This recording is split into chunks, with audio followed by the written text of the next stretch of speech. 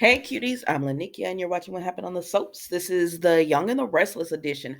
All right, guys, today is Monday, January the 30th, 2023. I hope you had a wonderful weekend. It was a rainy weekend here, but it was still cool. All right, let's jump back into this. Um, on a scale of 1 to 10, I'm going to give this episode a 7. It was solid. It was solid. So we see Tessa, Mariah, as well as Elena.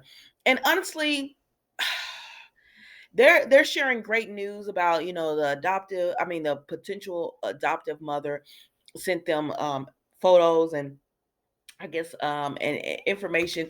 And you know what, I don't understand why Young and the Restless does this off screen, because if you want me to enjoy this journey with them, to be if you want someone to be intrigued and feel the emotions, and why wouldn't you have this on screen? Because really it feels like they're just doing this and then we get caught up on it, you know.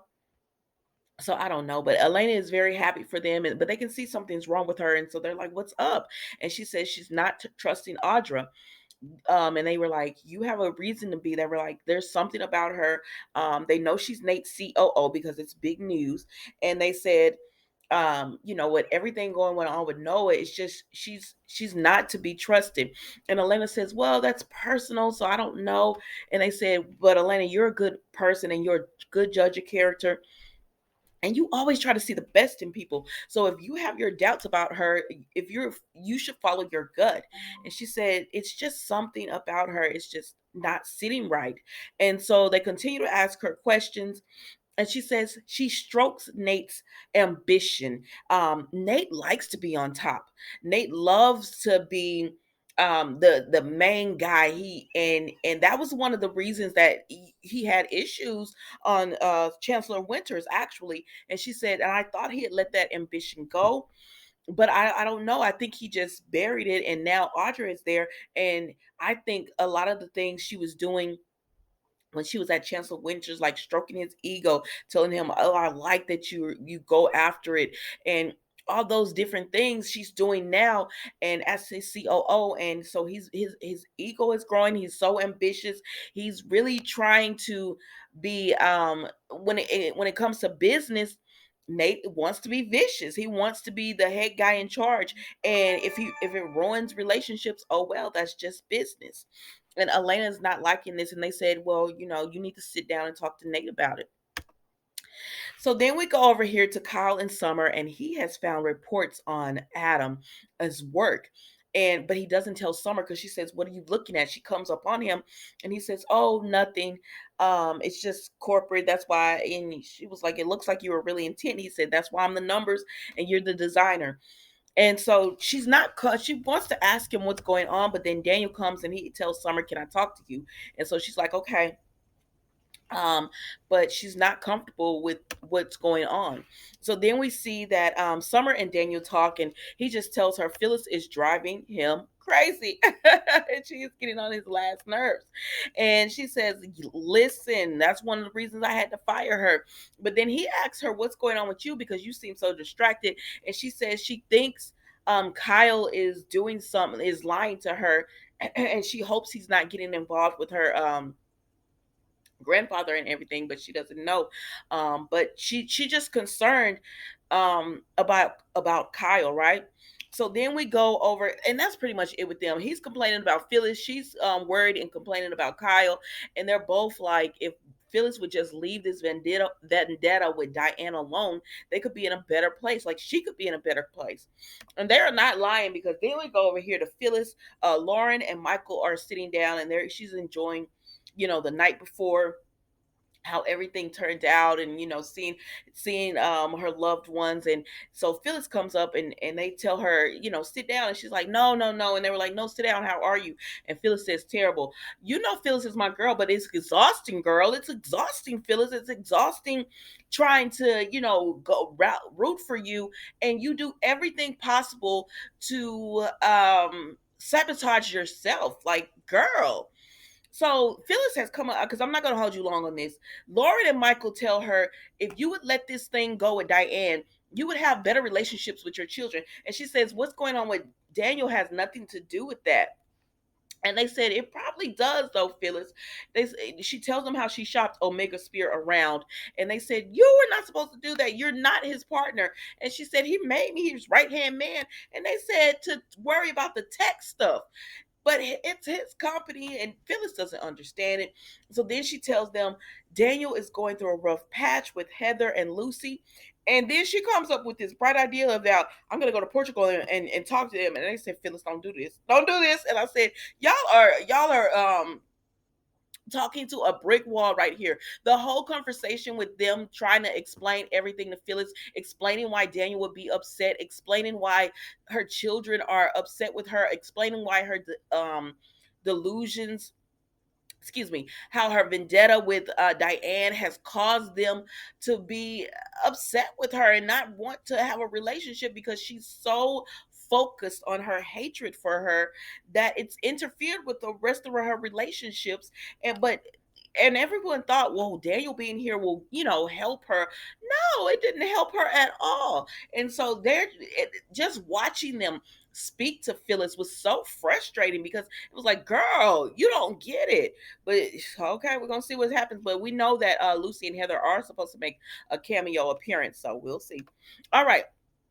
Then we go over here to Nikki, right? And we go to Nikki, and she's talking to Victor, and Nikki's giving him real talk. She says, "How do you when Adam, excuse me, finds out what you've done, don't you think he's going to be upset that you've done this?" Like he says, "Well, I'm gonna get him McCall International or whatever Tucker's business is, and he can run that completely by himself. He doesn't even have to worry about Victoria or Nick." And I said, he wanted new. I don't know. I don't know if Adam would really be intrigued in that, especially knowing you got him fired to give it to him.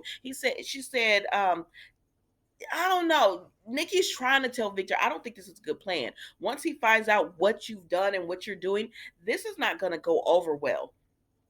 But he says, I know my son. And I'm like, Victor, no, you do not. You do not know your son, because if you knew your son, then you would know this is the last thing he would want you to do. He's going to be livid when he finds out you've done this. All of this is about to blow up in your face. But I'm ready for that, because Victoria, none of them ever have to answer for anything they've done. So I'm looking forward to, this blowing up.